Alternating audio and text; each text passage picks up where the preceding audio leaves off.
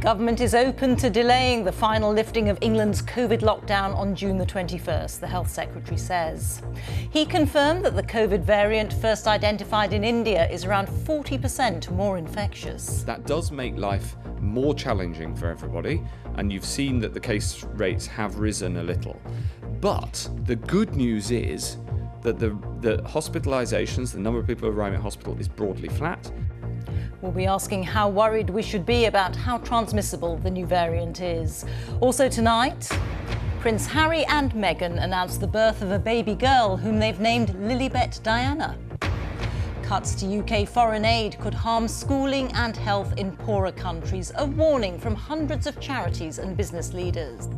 At the going down of the sun and in the morning, we will remember them.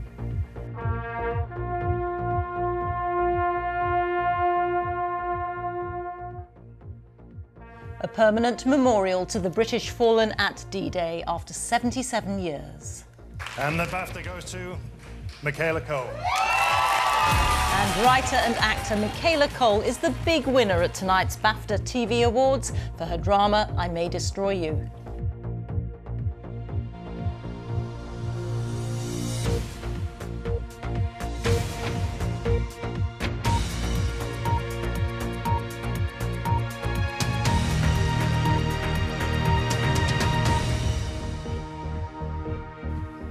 Good evening.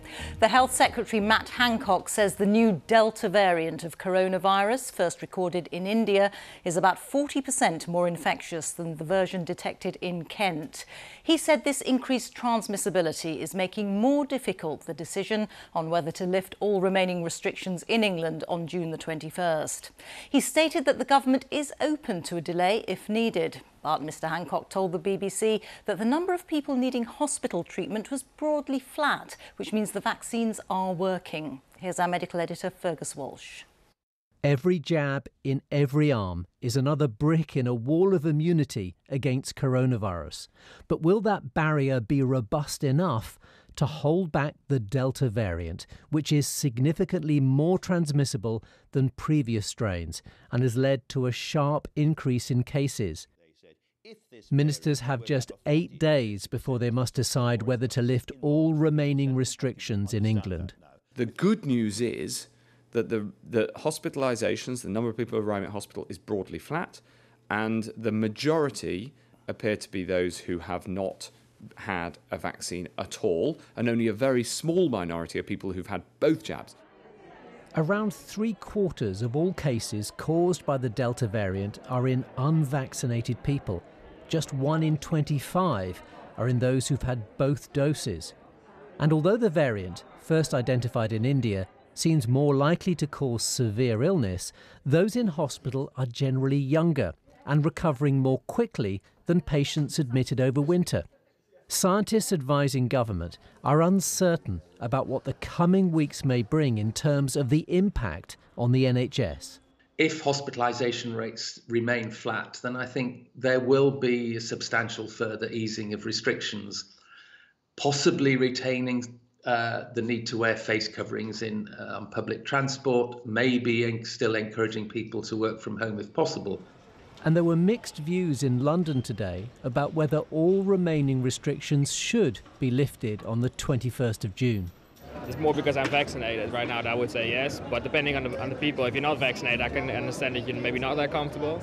I would feel okay sat next to someone on the train as long as they were wearing a mask, but I think the two social distancing and masks going at the same time would probably be a bit much. It wouldn't bother me if we waited a couple of weeks into July because of the Indian variant.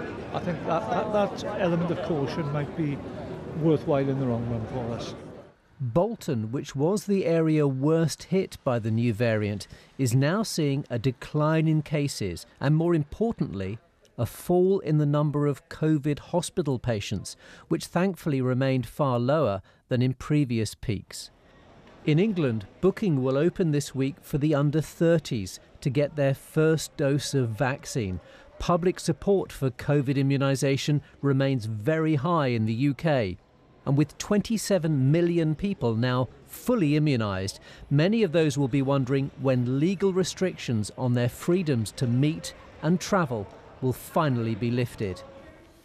And Fergus is with me now. Fergus, so this new variant is 40% more transmissible. How worried should we be? Well, that greater transmissibility is troubling, and it's proving a headache for those trying to predict the future shape of the outbreak here. Back in early May, the scientific advisory group SAGE said a 40% more transmissible variant could trigger a hospital peak bigger than we saw in January. Now, that was way too pessimistic because it was before we knew that vaccines can hold the line against the Delta variant. 2 doses give very high level of protection.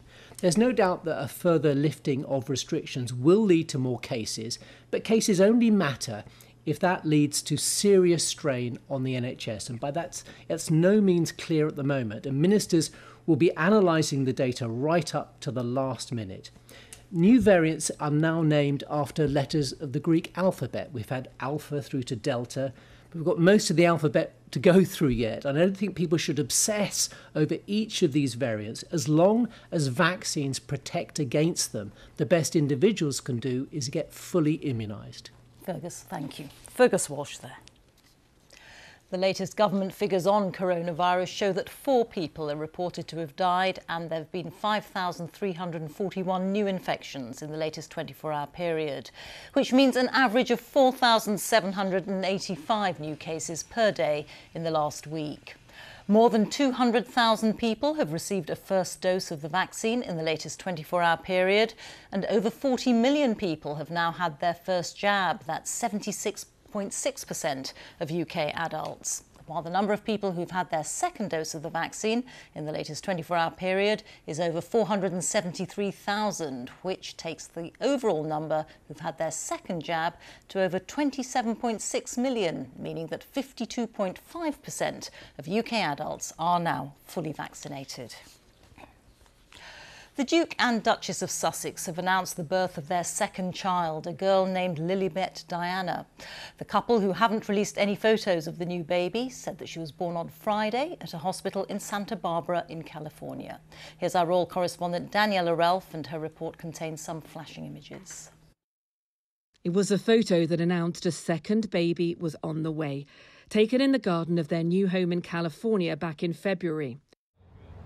And it was close to here at Santa Barbara Cottage Hospital that their daughter was born on Friday, weighing 7 pounds 11 ounces. In a statement, the couple said they felt blessed. She is more than we could have ever imagined, and we remain grateful for the love and prayers we felt from across the globe. Their daughter will be called Lilibet Diana Mountbatten Windsor. She'll be known as Lily. It's a name loaded with royal significance. Lilibet was the Queen's childhood family nickname. Diana, in honour of Lily's late grandmother, the Princess of Wales. The big revelations in the couple's interview with Oprah Winfrey in March included future family plans. But to have a boy and then a girl, I mean, what more can you ask for? But now, now we've got our family. We've got, the 4 of us and our 2 dogs, and Done. It's great. Done. 2 is it? Done. 2 is it? 2 is it? 2 is it? Lily's older brother Archie was born while the couple still lived in the grounds of Windsor Castle, with royal great-grandparents nearby. 2 years later, family tensions have changed the dynamic dramatically. Lily will be raised in California by a duke and a duchess, carving out a life outside of the royal family. Daniela Ralph, BBC News. Well, our royal correspondent Johnny Diamond is outside Buckingham Palace for us. Johnny, what do you make of the baby's name? Well, Rita, 2 names so heavy with history. Lilibet, as Daniela said there, the nickname of the Queen as a young girl, as a young princess, the name she left on the funeral wreath for her dear friend Earl Mountbatten. It doesn't get much more personal than that. I think what you can read into it is whatever the institutional rifts, for the Queen there is great love and respect from the Duke and Duchess. Love and respect they've gone out of their way to mention at nearly every opportunity that they can. Diana, of course, it needs little explanation. The mother that was taken from Harry when he was 12. Tonight from the palace, congratulations from the Queen, from Prince Charles and Camilla, from Prince William and Kate. Congratulations from here to California at the birth of young Lily. Thank you very much. Johnny Diamond there. More than 1,700 charities, business leaders and academics have signed a letter warning government cuts to foreign aid of almost £4 billion a year will hit the world's poorest communities and mean that families go hungry.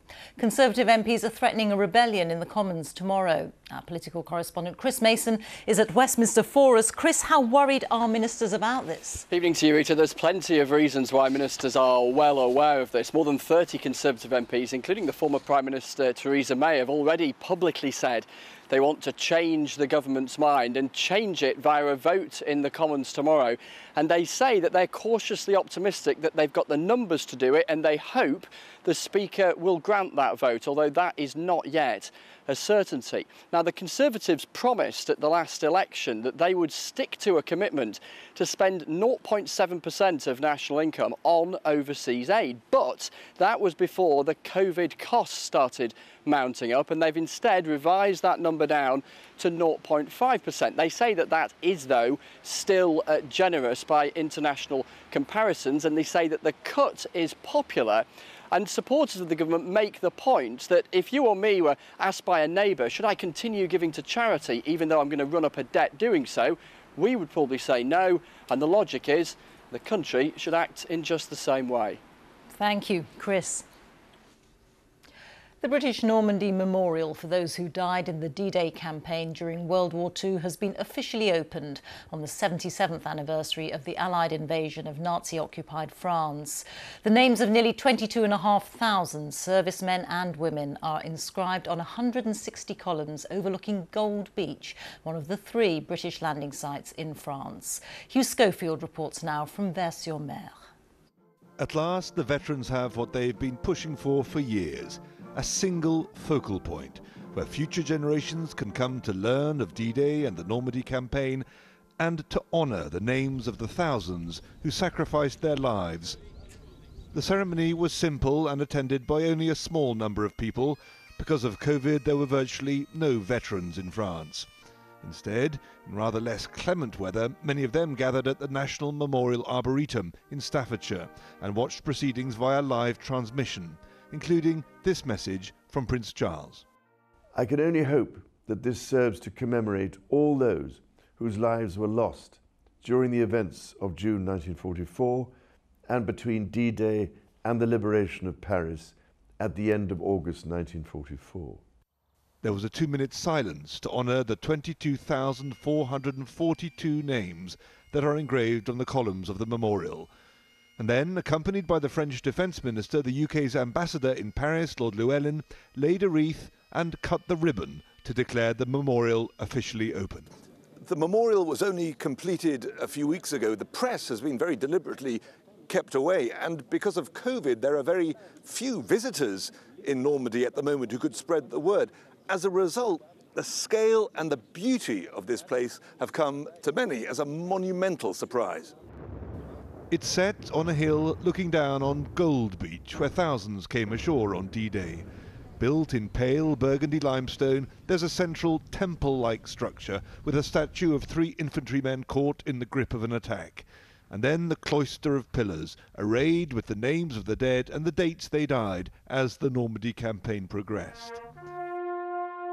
For the veterans watching in England today, a fit place to remember their friends and comrades.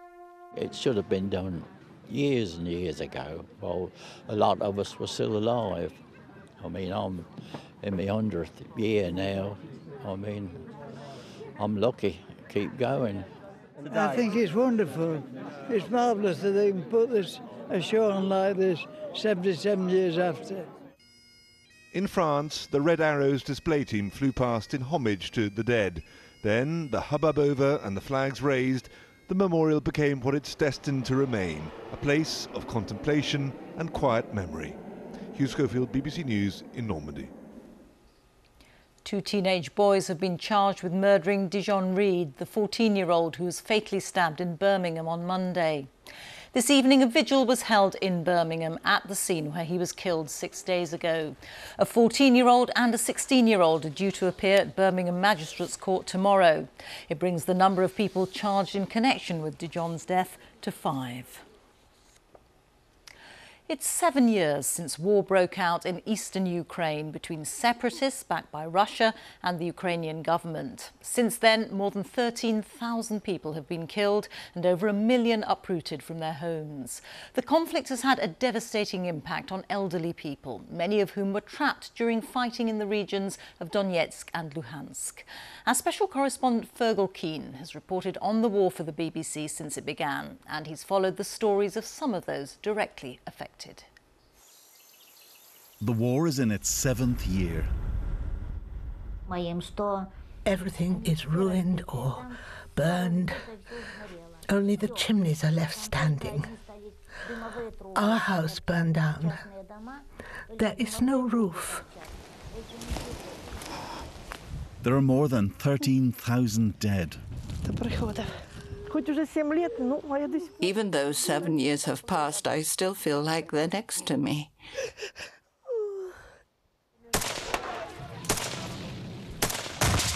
Living on this front line, it took a rare determination not to flee your home. We first met Svetlana 6 years ago. And that night saw how she and husband Anatoly lived with constant war. Anatoly was a beekeeper, and the couple among a handful of people determined to stay in the frontline village of Pesky. Just take a look. If I went to a city, I would be under shelling as well. Somebody could shoot me or steal my car. When we went back the following winter, a warm welcome. But the strain was growing. We are sad. It's not the right word to say we are sad. Of course we are. I want to cry. Now, 7 years after the war began, I'm returning to see what's happened to Anatoly and Svetlana. I knew they'd been forced to leave their home, and the precious bees had died from chemical poisoning. There he is. But in their new home, far from the front, the welcome was still warm.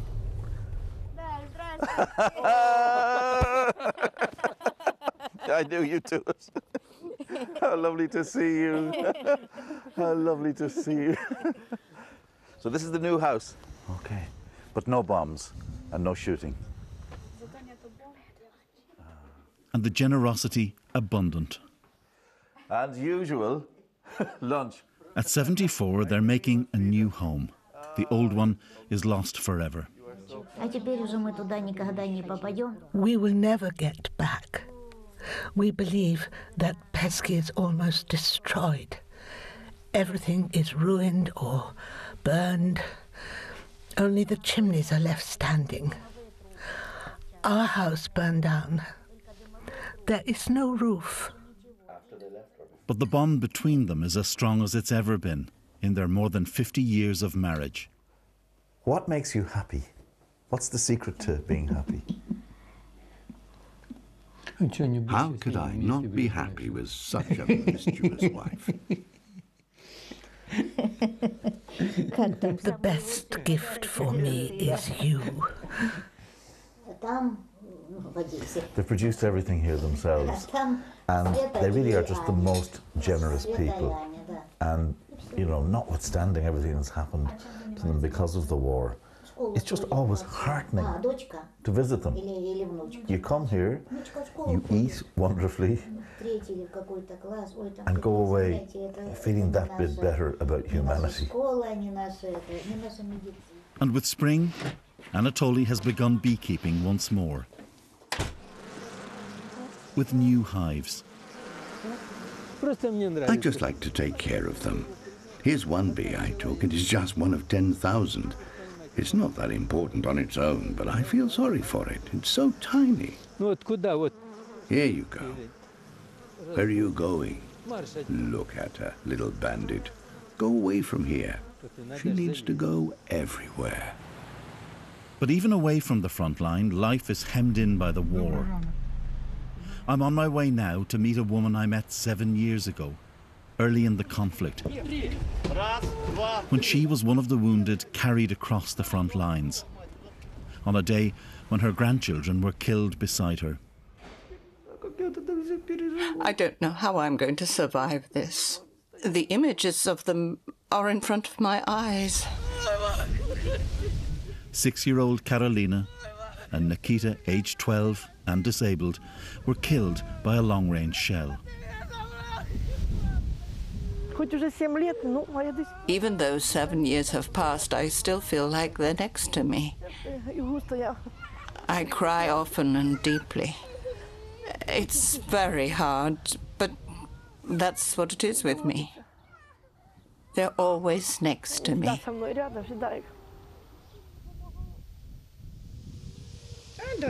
But there is new life in Lyubov's world. Dominic, aged 2, was born after the killing of his brother and sister. It's lovely to see you smile again. I'm smiling because I live for him now. I have someone to take care about. He brings me joy. He comes to my place, knocks on the door and shouts, "Grandma," and comes in as if it's his own place and takes everything he wants. He's always happy when I tell him we're going out. He brings his things and off we go.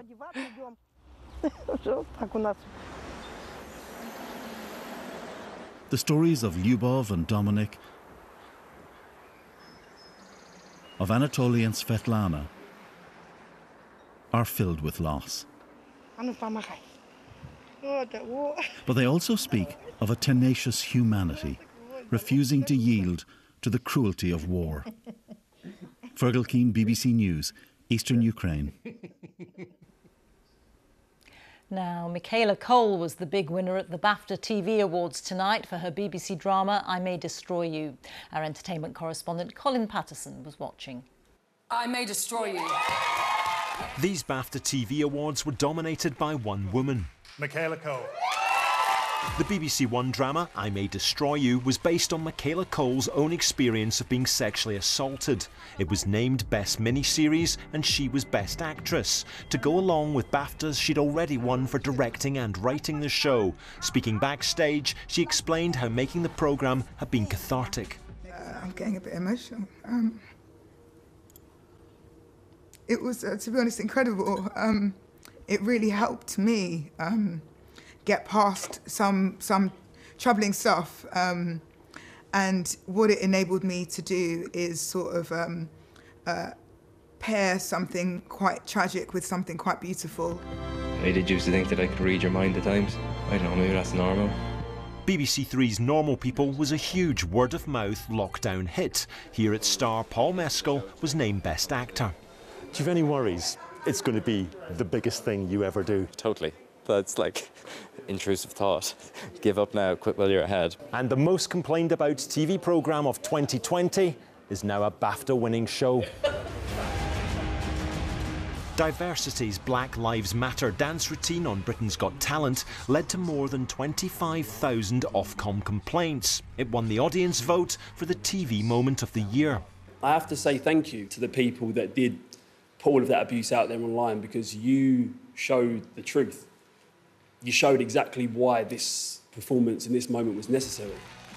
These BAFTAs were held in a COVID-compliant TV studio, with nominees in performance categories allowed to attend if they wore a mask. Others had to watch remotely, so when Long Lost Family won in the feature category, Nicky Campbell and Davina McCall were seen celebrating on a sofa.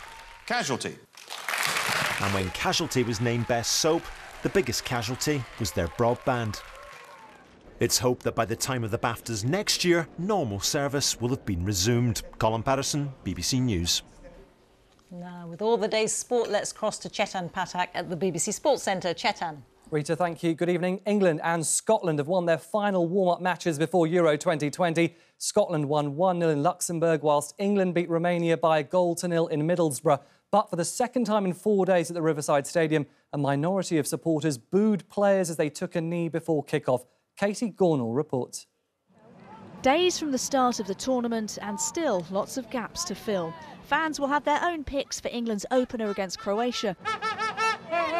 But they were unlikely to see many of them here. With key players unavailable, this was an unfamiliar lineup. Before they kicked a ball, they took a knee. Again, some felt the need to boo. In the first half, England had chances against Romania, but one thing remained in their way, as Dominic Calvert-Lewin and then Jadon Sancho were denied by the crossbar. And here's Sancho. But Romania couldn't cope with Jack Grealish. That meant penalty, but no one's getting carried away just yet. Well, the big question now for Gareth Southgate is which of those players on the standby list will replace the injured Alexander-Arnold. He says he'll decide in the next 24 hours. Meanwhile, Scotland also played their final warm-up match tonight against Luxembourg. After their draw against the Netherlands, Steve Clarke's side arrived here confident and clinical thanks to Shea Adams. Luxembourg would find more creative ways to stop them, but against 10 men, Scotland failed to push home their advantage. Still, this will be their first major tournament in over 20 years, and they've a spring in their step. Katie Gornall, BBC News. And Lewis Hamilton threw away the chance to reclaim the Formula One championship lead after a dramatic end to the Azerbaijan Grand Prix. His rival, Max Verstappen, was leading until the Red Bull driver crashed late on. Hamilton, though, made a mistake when the race restarted, locking up his tyres and running into the escape road, finishing 15th. There was relief for Red Bull, though, as Sergio Perez won the race. England bowler Ollie Robinson has been suspended from all international cricket pending the outcome of a disciplinary investigation following historic tweets he posted. The news came after England drew the first test against New Zealand at Lord's.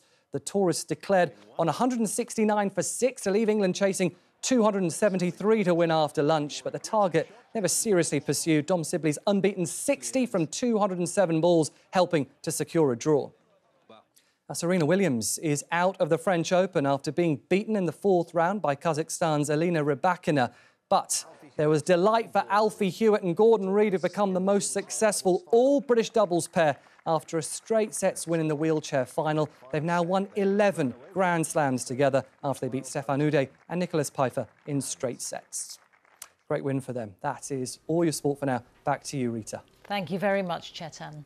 Well, that's it. Now on BBC One, it's time for the news where you are. Bye-bye.